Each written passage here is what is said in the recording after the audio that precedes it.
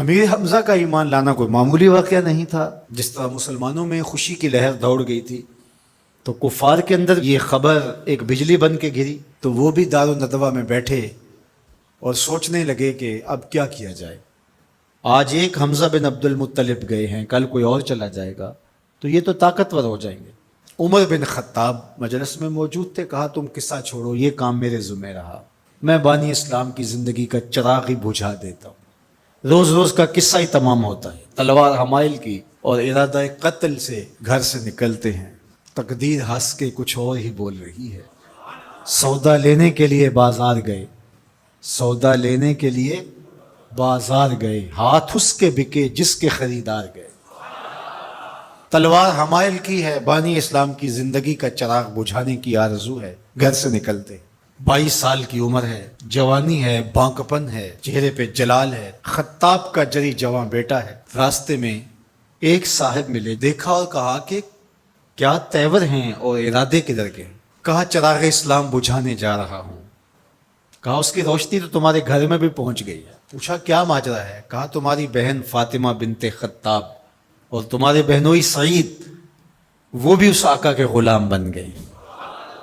بس غصے میں بہن کے گھر پہنچتے ہیں اور دروازے کو دستک دیتے ہیں. اندر قاری قرآن ان کو قرآن سکھا رہا ہے.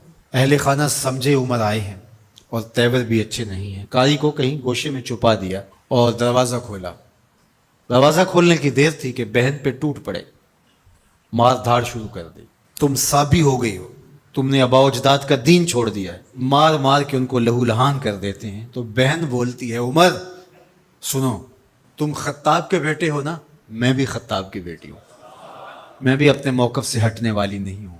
حیرت زدہ ہو جاتے ہیں کہ اس عورت کے اندر یہ بجلیاں کیسے آ گئیں. تو سوچنے لگے اور کہا اچھا جو تم پڑھ رہے تھے مجھے بھی سناؤ.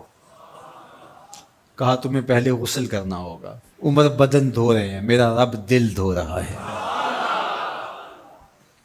اتنے میں قاری قرآن کے ورق لے کے آ گیا اور تلاوت ہوتی ہے طٰہٰ ما انزلنا علیک القرآن لتشقیٰ. اے 14ویں کے چاند محبوب، ہم نے قرآن اس لیے نازل تو نہیں کیا تھا کہ آپ مشقت میں ہی پڑ جائیں. تلاوت ہوتی جا رہی ہے، عمر کی آنکھوں سے آنسو ٹپکتے چلے جا رہے ہیں. کہا عمر کی عمر برباد ہو گئی، چلو مجھے حضور کی چوکھٹ پہ لے چلو. اللہ اکبر. دار ارقم میں حضور تشریف فرما تھے.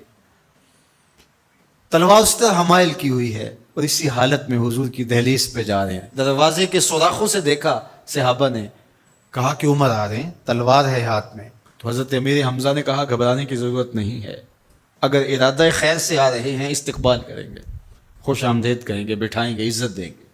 اور اگر ارادہ اچھا نہیں ہے تو اسی کی تلوار سے اس کا سر کاٹیں گے. دروازہ کھلتا ہے، عمر حضور کے سامنے آ کے بیٹھتے ہیں اور میرے حضور کہتے ہیں عمر ابھی وہ وقت نہیں آیا کہ تم اسلام لے آؤ. اور یہی وقت تھا عمر کے اسلام لانے کا. حضرت عمر کلمہ پڑھتے ہیں اشہد ان لا الہ الا اللہ وحدہ لا شریک لہ واشہد ان محمدا عبدہ ورسولہ.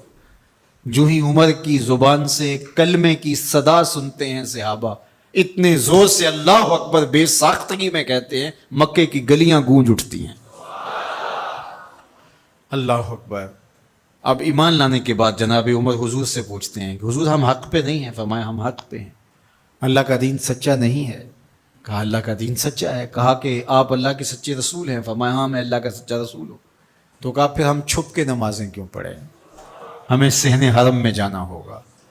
مسلمانوں کی 2 صفیں بنتی ہیں 20-20 افراد کی. ایک صف کی قیادت حضرت عمر کرتے ہیں، ایک صف کے آگے حضرت امیر حمزہ چلتے ہیں، درمیان میں میرے حضور ہیں اور صحن حرم میں پہنچ کے رب کی نماز ادا کی جاتی. حضرت عبداللہ ابن مسعود رضی اللہ تعالیٰ عنہ فرماتے ہیں عمر کا اسلام لانا مسلمانوں کے لیے عزت کا سبب بنا، وقار کی علامت بن گیا.